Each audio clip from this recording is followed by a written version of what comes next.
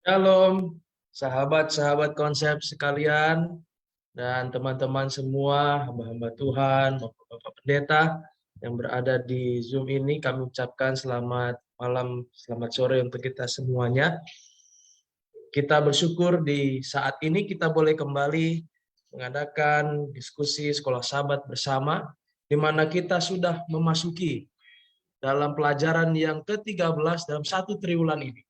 Kita semua telah dibekali dengan begitu banyak hal-hal rohani, pelajaran-pelajaran yang membangun kehidupan kita yang berkaitan dengan janji perjanjian kekal Allah.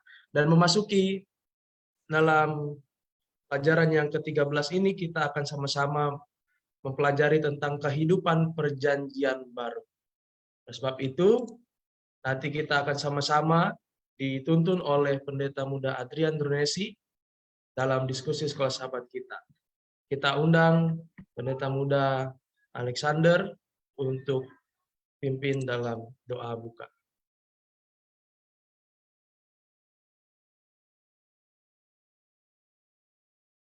Baik, Pendeta Alex, boleh?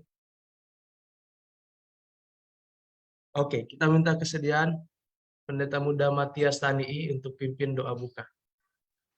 Mari kita berdoa. Bapa kami di sorga, pada petang sore ini Tuhan, kami bersyukur oleh karena Tuhan boleh pertemukan kami melalui Zoom ini dan juga di-live-kan secara Facebook maupun YouTube. Bapa di sorga, kami berdoa kami akan belajar pelajaran sekolah sahabat. Biarlah urapan sorga menjadi bagian kami masing-masing, sehingga dapat menuntun pemikiran kami yang terbatas ini, dan kami dapat memahami kebenaran Tuhan dengan baik, untuk kemuliaan bagi nama Tuhan, dan kami akan menjadi berkat bagi orang lain. Berkati Pendeta Muda Adrian yang akan menyampaikan materi, dan kami semua yang akan terlibat di dalam diskusi ini, biarlah Tuhan berkati. Sehingga semua ini boleh berjalan dengan baik, berkati jaringan yang kami gunakan, sehingga semuanya boleh berjalan dengan baik, lancar, tentunya untuk kemuliaan bagi nama Tuhan, orang lain terberkati, dan sukacita bagi kami semua. Bersama-sama dengan kami sementara kami belajar ya Tuhan, ampunilah kami ya Tuhan, doa ini kami mohonkan di dalam nama Yesus yang adalah Tuhan dan Juru Selamat. Amin. Amin, terima kasih. Sahabat-sahabat sekalian, kami mendorong kita semua ketika menyaksikan tayangan ini, boleh sambil kita membuka buku sekolah sahabat kita, Alkitab kita, dan bahkan bila mana ada hal-hal yang ingin ditanyakan, kami sangat senang menyambut pertanyaan tersebut, boleh disampaikan dalam kolom komentar. Kami persilakan Pendeta Muda Adrian Drunesi untuk menyampaikan pelajaran sekolah sahabat kita.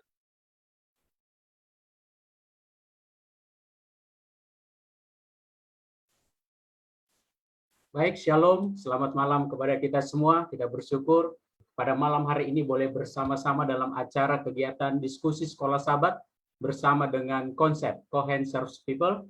Dan pada saat ini pembahasan kita khususnya di dalam pelajaran sekolah sahabat kita sepanjang triwulan ini, janji perjanjian kekal Allah, dan kita masuk dalam pekan yang terakhir, yaitu kehidupan perjanjian baru. Baik, sebagai pengantar bagi kita semua. Oke. Di dalam ayat hafalan kita, di dalam Yohanes 10 ayatnya yang ke-10 berkata, pencuri datang hanya untuk mencuri dan membunuh dan membinasakan. Aku datang supaya mereka mempunyai hidup dan mempunyainya dalam segala kelimpahan. Jadi Alkitab katakan bahwa kalau pencuri itu datang, dia datang hanya untuk apa? Mencuri dan membunuh lalu membinasakan akan apa? Orang itu. Tetapi Tuhan kita, Yesus Kristus, dia datang dengan punya tujuan. Apa tujuannya? Untuk menyelamatkan akan umat-umat Tuhan. Dan kita tahu bahwa kedatangannya tidak ada yang apa? Mengetahui.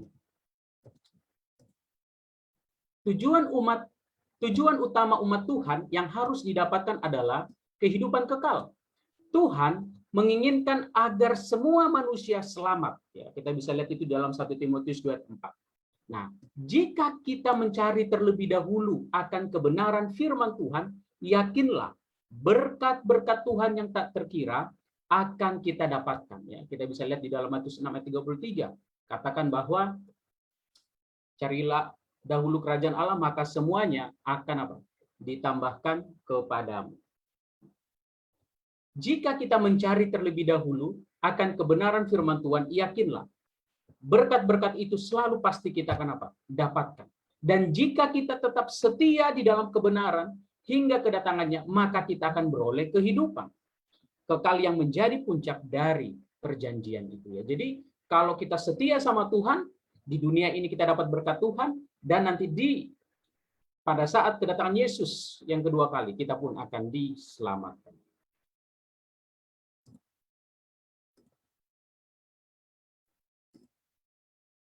Baik. Jika kita melihat pelajaran kita tentang sukacita, kita ini adalah manusia yang normal, tentu memiliki yang namanya perasaan.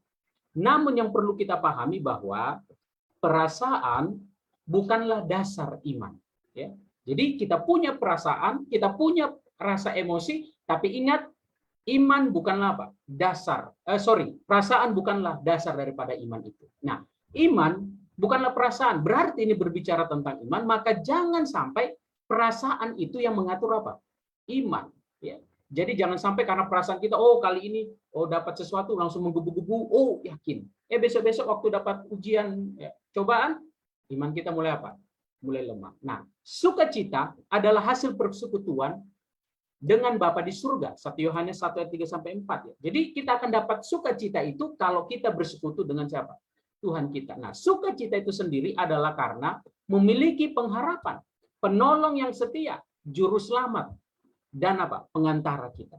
Dengan kata lain, sukacita didapatkan oleh karena memiliki hubungan yang rohani dengan siapa? Dengan Tuhan. Nah, sukacita kita yang kita dapatkan adalah oleh karena kita mengimani akan pengorbanan Yesus di kayu salib. Jadi sebenarnya sukacita itu akan kita dapatkan kalau kita memiliki hubungan yang rohani dengan Tuhan. Dan kita akan dapatkan itu ketika kita mengimani pengorbanan Yesus di kayu salib. Bebas dari rasa bersalah. Roma 8 ayat 1-4. Ya, Roma 8 ayat 1 dan 4 berkata, demikianlah sekarang tidak ada penghukuman bagi mereka yang ada di dalam Kristus Yesus, yang tidak hidup menurut daging, tetapi menurut roh. Jadi, saudaraku sekalian, tidak akan ada penghukuman kalau saudara dan saya ada di dalam Kristus. Apa yang dimaksud ada dalam Kristus? Tidak hidup menurut daging, tetapi menurut roh. Nah, oleh karena iman kita dan rasa bersyukur kita kepada Yesus atas pengorbanannya, tidak seharusnya kita merasa bersalah. Oleh karena hakim yang utama memperhitungkan kita tidak bersalah. Seolah-olah kita tidak melakukan perkara yang salah. Jadi kita bersyukur memiliki siapa? Yesus. Kenapa? Karena pengorbanannya sehingga kita semua ya dibenarkan oleh karena iman itu. Tinggal saudara dan saya, bagaimana kita menghidupkan akan kehidupan kerohanian itu sebagai rasa. Bagaimana saudara saya sadar bahwa kita ini sudah dibenarkan, maka kita ini harus malu kalau kita tidak ada pertobatan dalam kehidupan kita.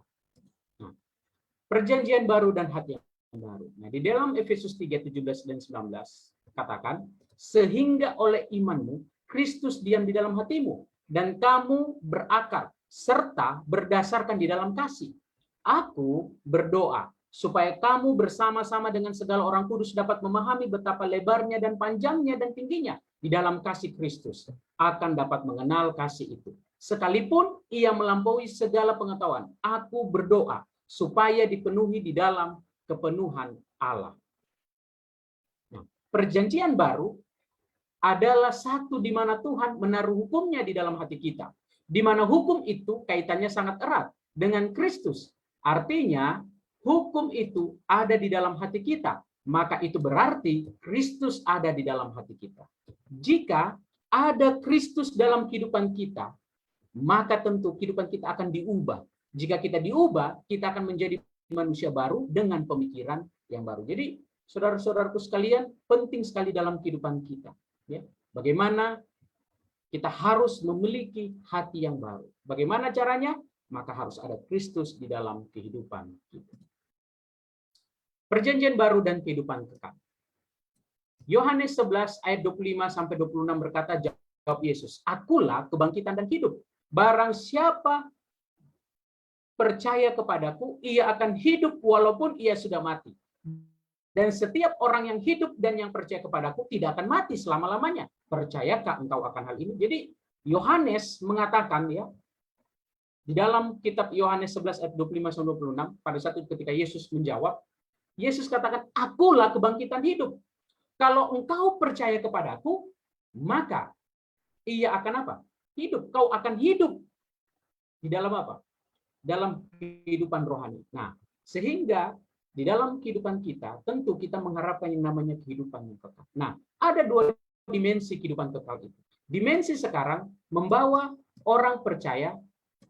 kepada orang percaya suatu pengalaman kehidupan yang berlimpah sekarang. Yohanes 10, yang meliputi banyak janji yang telah diberikan. Jadi, kalau kita setia kepada Tuhan, maka saat ini kita akan mendapatkan pengalaman kehidupan yang apa? Yang lebih baik. Kehidupan yang dipenuhi dengan berkat-berkat Tuhan untuk saat ini. Tetapi ada dimensi yang lain, yaitu dimensi masa depan. Yang tadi dimensi yang sekarang. Dimensi yang masa depan adalah tentang kehidupan kekal. Yaitu apa? Tentang kebangkitan daripada hidup kita, ya, kebangkitan tubuh kita. Yohanes 5:28 dan 29, Yohanes 6 ayat 39. Dan itulah puncak dari harapan kita, yaitu kehidupan kita. Tentulah yang harus menjadi fokus kita, yang kita perlu tanamkan dalam kehidupan kita adalah bagaimana saudara dan saya harus memiliki iman kerohanian, kepercayaan bahwa Yesus akan datang menjemput saudara dan saya untuk masuk di dalam kerajaan surga. Perjanjian baru dan misi. Matius 28 ayat 19 dan 20 berkata, "Karena itu pergilah, jadikanlah semua bangsa muridku, dan baptislah mereka dalam nama Bapa, Anak, dan Roh Kudus, dan ajarlah mereka melakukan segala sesuatu yang telah kuperintahkan kepadamu, dan ketahuilah aku menyertai kamu senantiasa sampai kepada akhir zaman." Nah, tujuan umat Tuhan, kalau kita melihat ayat ini, maka yang menjadi tujuan umat Tuhan saat ini yang harus kita tanamkan dalam pikiran kita adalah bagaimana saudara dan saya yang sudah diajar, kita perlu untuk mengajar orang lain. Menjadi umat Tuhan yang setia, siap sedia untuk menantinya. Artinya kita sebagai murid Tuhan haruslah mengaplikasikan kebenaran itu dalam hidup kita dan membagikannya kepada semua orang. Saudara dan saya adalah murid-murid Tuhan. Bagaimana saudara dan saya mempunyai tugas saat ini untuk memuridkan orang lain, sehingga kita akan menjadi umat-umat Tuhan yang siap menanti kedatangan. Baik, sebagai kesimpulan, fokus utama dari semua nubuatan Alkitab dan sejarah keselamatan adalah pembentukan kerajaan Allah di muka bumi ini. Kitab suci itu dimulai dengan Firdaus, yaitu Taman Eden, yang diciptakan namun akhirnya hilang oleh karena dosa. Kita lihat Kejadian 1-3. Nah, tetapi di dalam Alkitab kita melihat bagaimana kitab suci berakhir di perjanjian baru dengan Firdaus dipulihkan atau bumi yang baru. Wahyu 21 ayat 22. Nah, pemilihan bangsa Israel sebagai umat perjanjian adalah sebagai alat bagi bangsa yang lain untuk datang dan setia kepada Tuhan. Mari saudaraku sekalian, kita serahkan diri kita untuk setia kepada Tuhan, maka yakinlah Roh Kudus akan menuntun kita kepada hidup yang benar. Baik, demikianlah garis besar daripada pelajaran sekolah sahabat kita. Jika saudara ada memiliki pertanyaan, silakan saudara sampaikan. Terima kasih. Terima kasih Pendeta Brunesi atas penyampaiannya mengenai garis-garis besar dalam pelajaran sekolah sahabat kita di yang pelajaran ke-13, kehidupan perjanjian baru. Sahabat-sahabat sekalian, kita syukur saat ini kita masuk dalam ruang diskusi. Tentunya kita akan sama-sama dilayani oleh Pendeta Muda Adrian Brunesi, sahabat-sahabat pendeta muda yang lain, dan bersama juga dengan Pendeta M. Pardosi. Untuk membuka diskusi kita bersama, Pak Pendeta, kira-kira sukacita seperti apa yang bisa kita dapatkan ketika kita terlibat dalam perjanjian ini? Karena ada orang yang berkata kadang tidak selamanya sukacita itu terjadi. Ada kadang suka, ada kadang duka. Apa maksudnya dengan sukacita ini, Pak? Nah, silakan. Baik, terima kasih. Sukacita apa yang kita dapatkan dalam hal ini ya? Kadang kita kan mengalami kesusahan, duka cita, ya. Nah, pertanyaan ini sukacita yang bagaimana yang dimaksudkan? Nah, sukacita yang didapatkan ini adalah memiliki pengharapan, ya. Jadi kita memiliki pengharapan. Kenapa? Karena Yesus adalah sumber segala pengharapan itu. Dulu kita ini, ya, sebelum Yesus mati di kayu salib, ya, kita ini enggak ada apa-apanya, enggak ada artinya. Karena kita ini sudah manusia yang penuh dengan dosa. Tapi karena Yesus sudah mati di kayu salib, dan saudara dan saya mengimani itu, maka kita apa? Mendapatkan sukacita itu. Makanya kalau pelajaran sekolah sahabat kita minggu yang lalu, kita belajar dari Abraham. Padahal Abraham itu kan dikatakan Alkitab hanya karena percaya. Tapi Tuhan benarkan itu. Nah, bagaimana dengan kita? Maka kita sebagai umat-umat Tuhan, kita akan mengalami sukacita jika kita memiliki pengharapan itu. Nah, sukacita apa yang dimaksud? Yaitu sukacita pengharapan. Memiliki keyakinan. Walaupun hidup kita ini sekarang ini susah, tapi kita yakin bahwa Tuhan selalu memberikan pertolongan kepada kita. Karena kita melihat bahwa akhir-akhir ini banyak orang yang tidak punya pengharapan hidup. Ujung-ujungnya apa? Stres, menyalahkan Tuhan, bunuh diri. Ya. Saudara dan saya, mungkin kita punya masalah, punya pengalaman-pengalaman buruk. Tapi saudara dan saya bisa bertahan sampai saat ini tentu karena memiliki pengharapan itu. Dan sukacita itu bukan hanya sekedar perasaan emosi, emosi kayak senang, dapat ini, dapat uang, dapat berkat, sudah sukacita. Terus besok-besok kalau hartanya habis, sedih. Bukan itu. Tetapi yang kita harus pastikan adalah apapun yang terjadi dalam hidup kita memiliki pengharapan. Itulah sukacita itu. Terima kasih.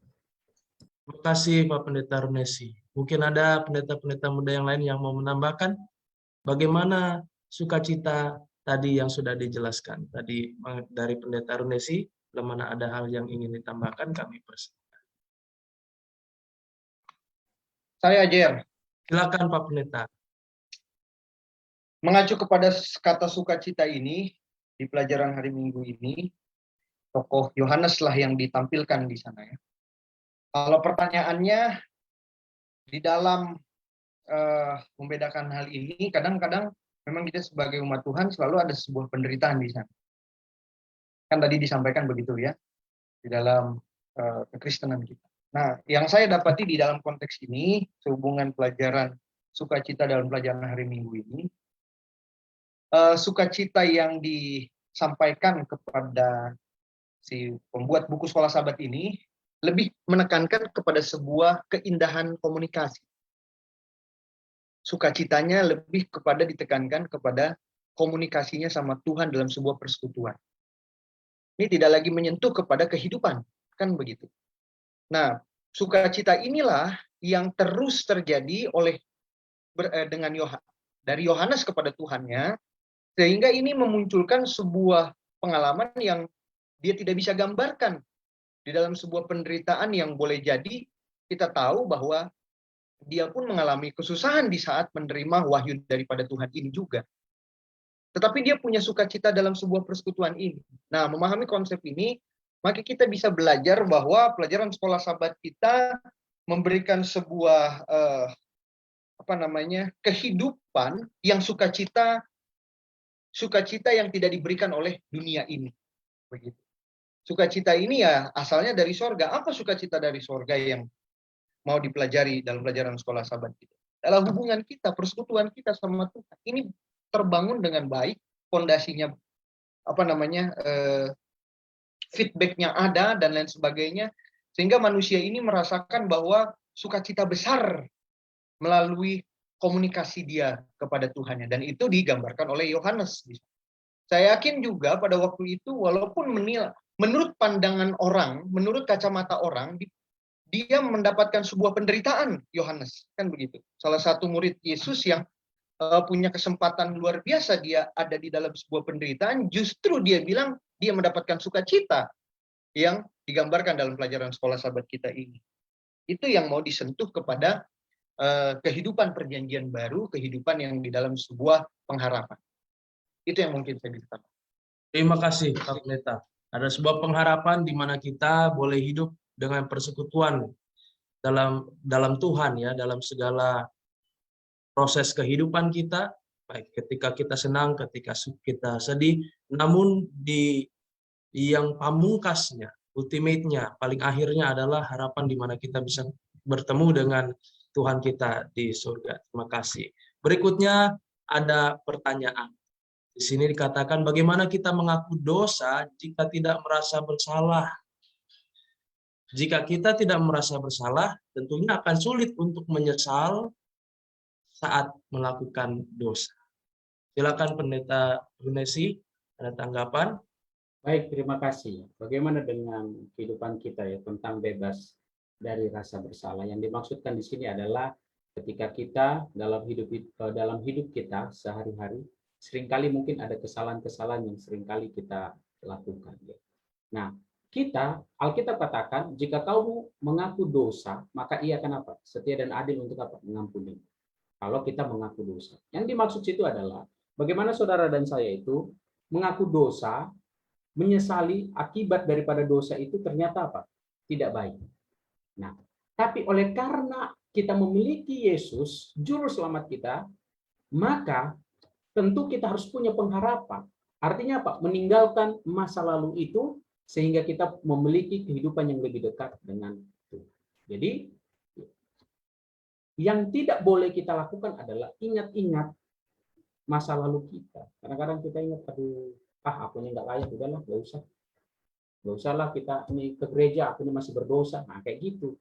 Nah, itu yang seringkali kita lakukan. Jadi, kita tidak boleh memiliki rasa bersalah seperti itu. Justru yang apa yang kita harus lakukan?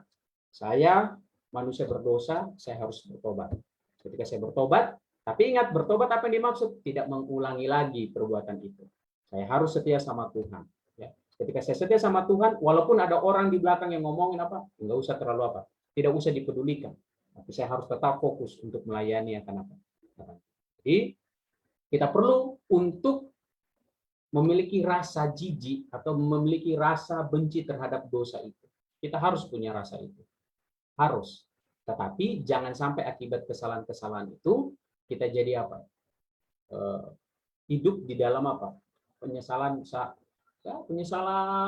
lama begitu. Jadi jangan seperti itu. Tapi harus memiliki pengharapan bahwa kita memiliki Yesus yang mengampuni kita, dan kita pun haruslah untuk mau bertobat dan tidak mengulangi dosa itu lagi. Terima kasih. Terima kasih Pendeta. Kita sekarang masuk kepada Pendeta Sihombing, Abigail Sihombing. Silakan Pendeta, ada tanggapan mengenai pertanyaan yang tadi? Baik, terima kasih. Kalau saya lihat pertanyaannya, bagaimana kita mengaku dosa jika tidak merasa bersalah? Kalau saya lihat dari pelajaran sekolah sahabat kita ini, justru dosalah yang membuat kita terus tinggal dalam rasa bersalah. Ya. Jadi bagi kita yang sudah tinggal dalam Yesus, kita yang sudah hidup dalam kekristenan, sudah percaya bahwa Yesus mati bagi kita dan menyelamatkan kita, maka ayat ini katakan dalam Roma 8 ayat 1 bahwa demikianlah sekarang tidak ada lagi penghukuman bagi mereka yang ada dalam Kristus Yesus. Jadi bagi kita yang sudah beriman, seperti kita pelajari sabat atau minggu lalu, kita sudah selamatkan karena kasih karunia Tuhan, kita sudah beriman kepada Tuhan. Maka kita tidak lagi hidup dalam perasaan bersalah. Perasaan bersalah ini adalah ketika kita hidup takut akan hukuman dosa. Ya, kita takut dibayang-bayangi akan maut, atau kita takut dibayang-bayangi oleh kesalahan-kesalahan kita yang dulu gitu. Ya, karena kita semua orang berdosa, kita punya masa kelam mungkin, ya. Kita punya masa yang suram gitu ya. Tetapi ketika kita sudah tinggal dalam Yesus, justru rasa-rasa bersalah seperti itulah yang harus kita hilangkan.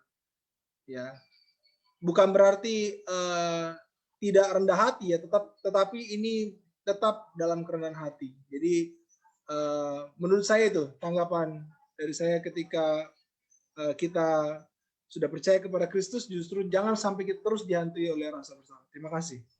Terima kasih Pendeta Sihombing atas masukannya. Itu sangat penting bagi kehidupan kita semua ya. Kita berikan kesempatan kepada Pendeta Pardosi untuk memberikan tanggapannya. Silakan, Sir. Baik, selamat jumpa kembali ya, sahabat konsep di Facebook dan juga di Zoom ini ya. Oke, rasa bersalah itu biasanya muncul karena dosanya berat. Kalau dosanya ringan-ringan mah nggak ada rasa bersalah, walaupun sudah minta ampun gitu ya. Tapi karena berat, contohnya pembunuhan kepada orang yang tidak bersalah, orang yang lemah, lalu mungkin mohon maaf pemerkosaan. Nah, kalau ada rasa bersalah itu berarti good news itu. Berarti Roh Kudus ada dalam hatinya. Yang parah itu kalau nggak ada rasa bersalah. Yang ada adalah rasa sukacita. Ini parah lagi nih. Sukacita apa yang terjadi ketika orang sudah melakukan dosa seberat itu? Yang nggak ada. Dia sudah minta ampun sama Tuhan. Tapi masih ada rasa apa namanya itu? Mungkin bukan rasa bersalah ya.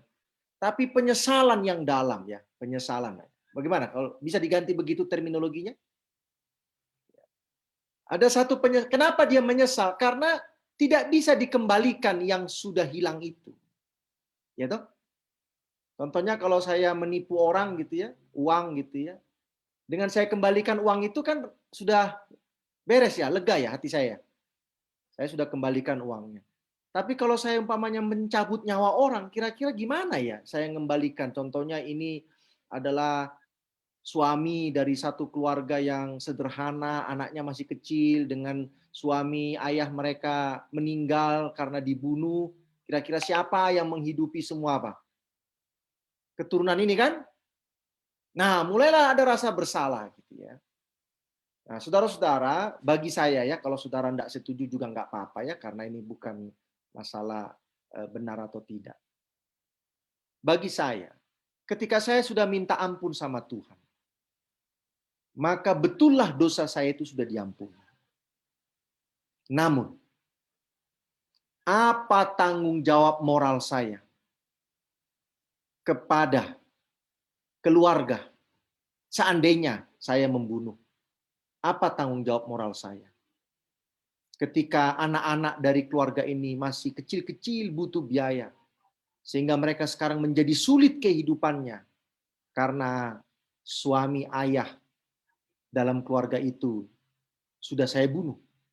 Wah, ini yang rumit itu. Jadi sebenarnya rasa bersalahnya itu bukan karena tentang dosanya lagi, tetapi tentang akibat dari perbuatan itu ada keluarga yang apa? Menderita. Ya. Jadi bukan lagi rasa bersalah kepada apakah dosa saya diampuni atau tidak. Bukan. Tetapi akibat perbuatan saya itu ada yang harus menderita.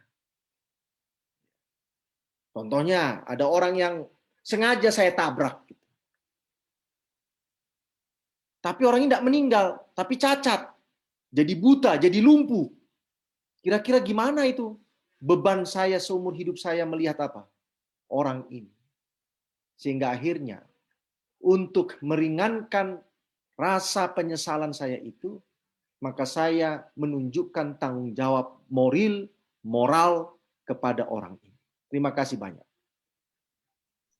Terima kasih, Sir, untuk tambahannya. Bagaimana kita boleh sama-sama melihat ada penyesalan, tentunya ada juga tadi rasa tanggung jawab terhadap hal yang tidak bisa lagi diulang kembali, tidak bisa lagi dikembalikan. Dan kita sekarang mau masuk, Sir, atau Pendeta Brunesi, ketika kita sekarang sudah berubah, kemudian kan tentunya kehidupan perjanjian baru ini menuntut adanya perubahan ya. Seperti pelajaran kita dibahas tentang ada berubah jadi hal manusia yang baru. Bila mana muncul ada pergumulan, tantangan untuk masuk ke dalam kesalahan atau pergumulan yang sudah kita lewati, apa kira-kira tips yang bisa diberikan pendeta agar kita tidak kembali lagi jatuh kepada kesalahan yang sama? Mungkin yang bisa kita lakukan dalam kehidupan kita, karena ini masalah bicara soal praktek ya. Mari kita setia sama Tuhan, datang dalam ibadah-ibadah, khususnya di gereja.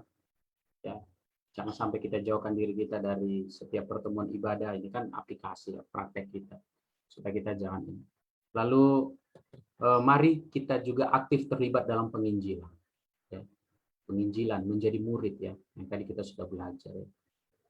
tujuan utama kita adalah memuridkan. Ya, kita yang sudah menjadi murid, kita juga memuridkan bagaimana orang lain juga menjadi murid. Nah, seringkali yang ada di dalam pikiran kita adalah kita bagaimana supaya membuat dia menjadi sama seperti kita. Menjadi sama itu dalam arti karena saya ini warnanya kuning, dia harus juga ikut warna kuning. Mungkin saudara bisa paham ya. Artinya karena saya sudah agamanya A, dia juga harus semuanya jadi A. Ya. Ingat tujuan utama kita adalah bagaimana memuridkan orang lain. Ya. Ketika orang-orang itu sudah menjadi murid, maka yakinlah Roh Kudus itu yang akan bekerja. Jadi kita tidak usah ragu, ya, kita tidak usah ragu dengan hal itu. Nah, makanya tujuan utama kita khususnya di dalam penginjilan saat ini adalah bagaimana supaya semua orang itu terlibat dalam penginjilan dan aktif di dalam setiap pelayanan.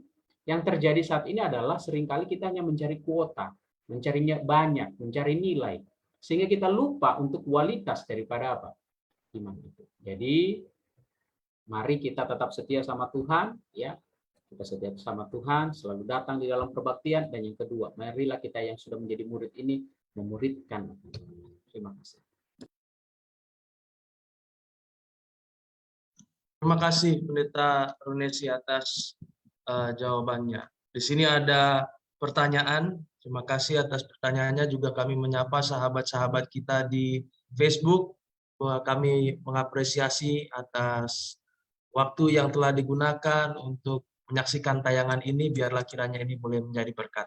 Kita akan baca satu pertanyaan ini. Apakah rasa bersalah itu akan hilang hanya karena kita sudah meminta pengampunan kepada Yesus saja, tanpa meminta maaf kepada orang yang kita sakiti?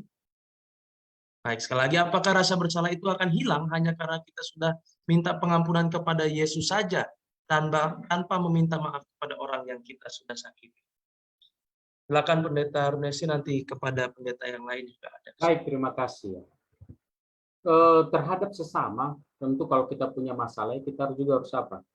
Selesaikan. Ya, kita harus selesaikan. Kalau masalah itu bersifat empat mata, kita empat mata, ya. Kalau itu mungkin sudah agak lebar, mungkin ada saksi dan seterusnya. Kita harus tetap selesaikan, ya. Dan bagaimana dengan apakah ketika kita meminta ampun sama Tuhan sudah pasti nanti semuanya jadi hilang? Ya, tidak juga seperti itu. Jadi harus kita selesaikan. Bagian kita kepada sesama kita selesaikan, dan kita meminta ampun kepada Tuhan, ya. Kita minta ampun, maka pasti Tuhan mengampuni, ya. Perkara soal pengampunan, ya, Tuhan ampuni tidak ampuni itu haknya Tuhan. Tapi bagaimana kita itu kan harus meninggalkan perbuatan-perbuatan yang salah itu, perbuatan-perbuatan yang jahat itu, perbuatan-perbuatan dosa itu yang ditinggalkan. Minta ampun sama Tuhan. Kepada sesama, ya minta maaf. Kita juga harus minta maaf. Jadi kalau kita minta ampun sama Tuhan, tetapi kepada sesama kita tidak minta ampun, ya mungkin ada juga perasaan bersalah, yang namanya manusiawi kan. Jadi kita harus tetap juga meminta maaf. Nanti perkara orang itu mau memaafkan kita atau tidak, nah itu memang sudah perkara dengan nanti urusannya dengan Tuhan. Tapi kita sebagai umat-umat Tuhan harus punya inisiatif untuk apa? Meminta maaf kepada sesama kita. Dan kita pun kalau ada orang lain yang membuat kesalahan kepada kita, kita juga harus apa? Mengampuni. Ya. Itu kan pesan Yesus. Kita perlu untuk mengampuni. Terima kasih. Terima kasih Pendeta Runesi. Kita berikan kesempatan kepada Pendeta Matias Tanii untuk menambahkan. Silakan Pendeta. Baik, terima kasih banyak. Pertanyaan yang baik ya. Pertanyaan yang sederhana, namun ya boleh jadi banyak di antara kita yang sulit untuk melakukan hal ini. Ya kita berpikir bahwa cukup berdoa sama Tuhan, tidak perlu minta maaf, maka kita sudah diampuni. Tapi kita perlu ingat bahwa Yesus pernah mengatakan bahwa jika engkau mempersembahkan sesuatu dan ada masalah engkau dengan saudaramu, maka selesaikan dulu. Tinggalkan dulu persembahan itu, minta ampun dulu, minta maaf dulu, lalu setelah itu persembahkanlah persembahan. Maka itu akan diterima oleh Allah. Jadi saya pikir penting ya, kita perlu minta maaf juga kepada yang bersangkutan ya. Karena memang kita sudah minta ampun, berdoa sama Tuhan. Tapi Alkitab juga mengatakan bahwa bagaimana kita mengasihi Allah yang kelihatan, yang tidak kelihatan, sementara saudara kita kelihatan saja. Jadi saya pikir penting untuk kita kita perlu selesaikan masalah kita dengan yang bersangkutan. Setelah itu kita, karena pengampunan itu akan kita dapatkan dari dua arah ya. Yang bersangkutan mengampuni, terutama yang penting adalah pengampunan dari sorga kita akan dapatkan ya. Karena prakteknya ya banyak orang ya melakukan hal yang sama seperti yang ditanyakan, cukup berdoa sama Tuhan sudah cukup, tapi sebenarnya kita perlu lihat dengan jelas bahwa Alkitab banyak memberikan contoh bagaimana kita harus mengampuni, meminta ampun dulu kepada yang bersangkutan. Setelah itu kita boleh berdoa kepada Tuhan, maka itu permohonan kita akan diterima oleh Tuhan. Itu mungkin yang boleh saya bagikan. Terima kasih. Terima kasih Pendeta Matias. Kita akan masuk kepada berikan kesempatan bagi Sir Pardosi, namun ada yang tadi, pertanyaan yang tadi kemudian ditambah dengan satu pertanyaan lagi, Sir. Tadi dikatakan perjanjian baru dan kehidupan kekal itu mengandung dua dimensi, yaitu kehidupan kita di sekarang dengan kehidupan kekal nanti. Apakah itu artinya ketika kita percaya sama Yesus, kita sudah hidup kekal di dunia ini sekarang, Sir? Silakan, Sir. Baik, terima kasih. Jadi, selama kita belum datang kepada orang yang kita sakiti itu, maka pasti akan ada yang namanya segan ketemu, segan ngomong, itu pasti itu. Padahal orang yang kita sakiti itu nggak ngerti kalau dia sudah disakiti, ya kan? Nggak ngerti dia, karena mungkin apa ya? Mungkin kita menyebarkan gosip, ya toh, tapi belum ketahuan sumber gosip itu siapa. Orang itu tahu bahwa ada gosip tentang dia, tapi dia belum tahu siapa kan? Akhirnya karena ada rasa bersalah ya, kita akhirnya segan mau dekat, segan mau ngobrol ya. Nah, jadi supaya nggak terganggu, yang ngaku aja udah selesai ya. Tapi kalau dia nggak mau maafkan saya gimana, Sir? Itu urusan dia dengan Tuhan. Yang penting hatimu sudah apa? Sudah lega, sudah bersih gitu ya. Itu yang penting. Nah, tadi pertanyaan yang kedua tentang apa ini? Kehidupan kekal, Sir. Kehidupan kekal. Baik. Waktu Yesus datang ke dunia ini ya, khotbah Yohanes Pembaptis itu kan bertobatlah sebab kerajaan Allah sudah dekat. Yesus pun mengkhotbahkan yang sama, bertobatlah sebab kerajaan Allah sudah dekat. Kerajaan Allah yang mana yang dimaksudkan ini? Yesus itu sekitar tahun 31. Sampai sekarang belum ada kerajaan Allah secara fisik datang. Kerajaan Allah yang dimaksudkan ketika Yohanes Pembaptis dan Yesus sendiri berkhotbah itu adalah keselamatan itu yang dibawa Yesus sendiri melalui kematiannya. Makanya dikatakan bertobatlah sebab kerajaan Allah sudah dekat. Sebenarnya khotbahnya harusnya bertobatlah sebab kerajaan Allah sudah datang. Kan sudah di depannya Yohanes dia. Tetapi kerajaan Allah itu belum dapat dinyatakan sebelum Yesus mati di kayu salib. Itu sebabnya dikatakan bertobatlah sebab kerajaan Allah sudah apa? Sudah dekat. Bukan sudah tiba. Padahal Yesusnya secara fisik sudah di depannya. Bahkan Yesus sendiri berkhotbah, kerajaan Allah sudah dekat. Sudah dekatnya berarti ya tidak lama lagi dia akan mati. Dan setelah itulah keselamatan itu menjadi penuh. Nah, oleh sebab itu, mereka yang sudah menerima Yesus sebagai juru selamat, menjadikan Yesus sebagai Tuhan dan juru selamatnya, maka mereka sudah masuk ke dalam kerajaan Allah. Secara rohani. Tetapi secara kerajaan Allah jasmani, belum. Sebagaimana waktu Yesus berkhotbah dulu, bertobatlah sebab kerajaan Allah sudah apa? Sudah dekat. Secara rohani dia sudah masuk ke dalam sebuah hubungan keselamatan. Hubungan keselamatan. Tetapi secara jasmani, dia masih menunggu untuk masuk ke dalam keselamatan secara jasmani itu. Terima kasih banyak. Terima kasih, Sir, untuk tanggapannya. Bagaimana masih ada hal-hal yang ingin disampaikan para pendeta muda, ada yang ingin sampaikan, kami persilakan. Kalau tidak ada, kita masuk kepada closing statement Pendeta Runesi, dan nanti akan berikutnya disambung oleh Pendeta Pardosi. Silakan. Baik, terima kasih. Yang saya mau tambahkan adalah bagaimana supaya kita bisa mendapatkan kehidupan daripada perjanjian baru. Kita tahu bahwa yang dibawa pada saat kita ke surga adalah pikiran kita. Ya. Yang diubah di dunia ini adalah fisik kita. Maka apa yang harus kita lakukan? Mari kita jaga setiap pola kehidupan kita. Ya. Kita harus mau untuk hidup di dalam roh. Tadi pelajaran kita sudah katakan bahwa bagaimana kalau kita hidup di dalam roh, maka kita akan mendapatkan kehidupan yang kekal itu. Ya. Tapi kalau kita hidup di dalam daging, maka di dalam kehidupan kita juga, ya pada akhirnya kita juga pun akan mengalami apa? Kematian oleh karena kita hidup oleh daging. Maka sebagai umat Tuhan yang kita perlu lakukan pada saat ini adalah mari kita memiliki hubungan yang baik dengan Tuhan kita. Ketika kita memiliki hubungan yang baik dan kita mengimani akan kematian Yesus di kayu salib, menerimanya dengan cara kita juga menghidupkan akan kehidupan rohani dalam kehidupan kita, maka yakinlah pada saat Yesus datang, maka kita pun akan diselamatkan dan kita akan hidup, ya, kita akan mencapai hidup yang kekal, karena itu adalah puncak daripada tujuan kita. Terima kasih, Tuhan berkati. Amin. Silakan Sir Pardosi. Baik, terima kasih atas diskusi kita dan pelajaran yang sudah kita ikuti sebagai penutup dari satu kuartal kita sudah belajar yang berkaitan dengan perjanjian. Nah, di dalam pelajaran kita ini sebagai penutupnya, hidup dalam sebuah perjanjian yang baru.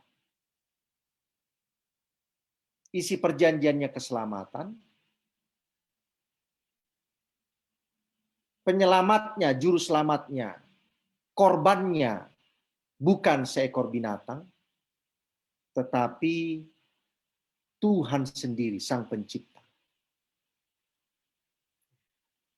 Kemudian di dalam perjanjian itu terjadi sebuah hubungan keselamatan.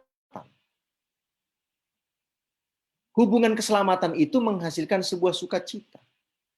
Sebuah hubungan yang tidak mendatangkan sukacita itu membawa masalah. Contohnya, suami istri yang sudah menikah, maka harus terjadi di situ hubungan sukacita. Kalau ada suami istri tidak terjalin hubungan sukacita, maka itulah rumah tangga mirip-mirip di neraka, kata orang. Padahal yang mengatakan itu pun belum pernah masuk ke mana? Ke neraka, tapi dia sudah ibaratkan itu seperti rumah tangga neraka. Kenapa? Karena tidak ada sukacita di dalam. Ketika kita terhubung dengan Yesus, maka harus ada sukacita. Nah, dasar dari hubungan itu adalah kasih, betul? Dan ini yang berulang-ulang disampaikan di seluruh pelajaran kita satu kuartal ini. Kasih itu dasarnya. Allah mengasihi kita, kita menyambut kasih Allah itu dengan kasih yang Allah berikan sama kita. Lalu terjadilah hubungan apa? Sukacita. Ketika sudah terjadi hubungan yang menghasilkan sukacita karena dasar kasih, maka apa yang terjadi kepada orang itu? Apa yang terjadi kepada orang itu? Pelajaran kita katakan dia lepas dari rasa bersalah. Yang kedua, dia memiliki hati yang apa? Hati yang baru.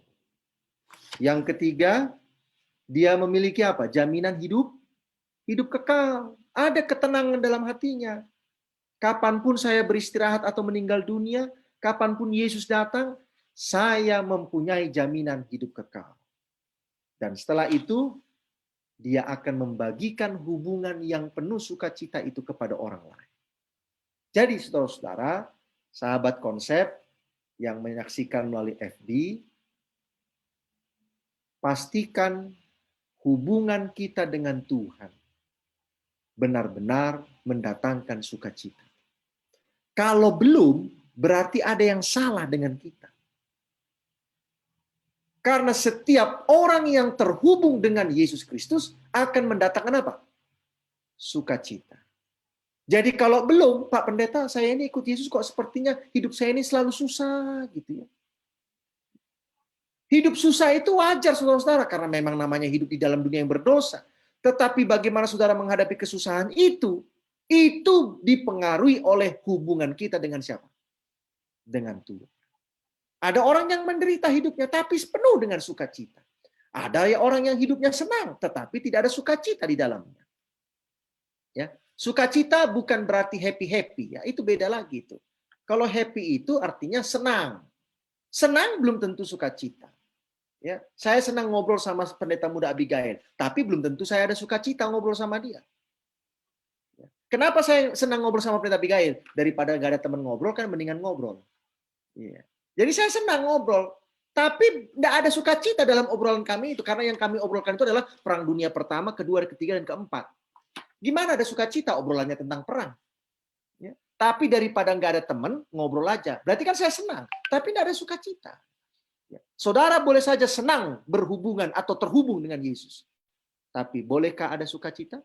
Itulah perenungan kita malam hari ini. Terima kasih. Amin. Semoga dari pelajaran sekolah sahabat kita pada hari ini boleh membawakan berkat-berkat rohani bagi sahabat-sahabat konsep sekalian, bahkan di seluruh pelajaran yang sudah kita pelajari bersama selama 1 triwulan ini, boleh membawa kita kepada kehidupan yang penuh dengan sukacita dalam Tuhan kita Yesus Kristus.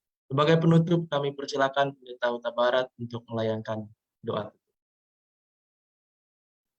Marilah kita berdoa.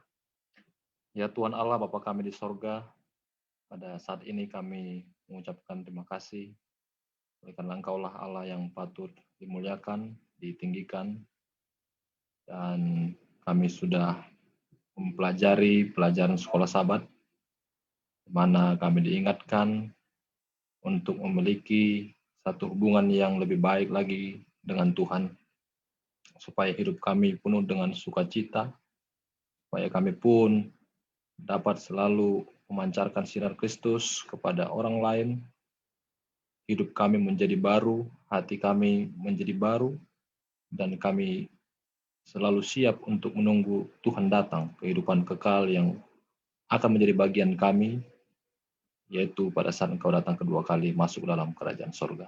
Ya Tuhan, kami manusia lemah, tentu kami butuh pertolongan-Mu untuk dapat mengaplikasikan pelajaran ini. Kiranya kami semuanya Engkau bantu untuk dapat kami lakukan dalam kehidupan kami sehari-hari. Berkati juga yang sudah mendengarkan pelajaran ini, biarlah dapat dibagikan pada hari Sabat untuk jemaat Tuhan di mana saja berada.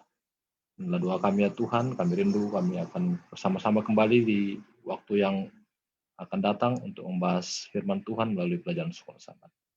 Berkati juga pemateri, Pendeta Adrian, dan juga Serpat Dosi, dan kami semua yang sudah mendengarkan. Di dalam nama Yesus kami berdoa. Amin. Amin. Terima kasih untuk kita semuanya dan sahabat-sahabat konsep sekalian. Minggu depan kita sudah memasuki triwulan yang baru dengan judul pelajaran sekolah sahabat istirahat di dalam Kristus. Oleh sebab itu, pastikan kita boleh mendapatkannya tentu dengan mendapatkan dari jemaat kita masing-masing, dan kita boleh kembali berdiskusi sekolah sahabat kita di memasuki triwulan yang baru minggu depan. Selamat malam untuk kita semua. Salam jumpa nanti kembali minggu depan. Tuhan memberkati.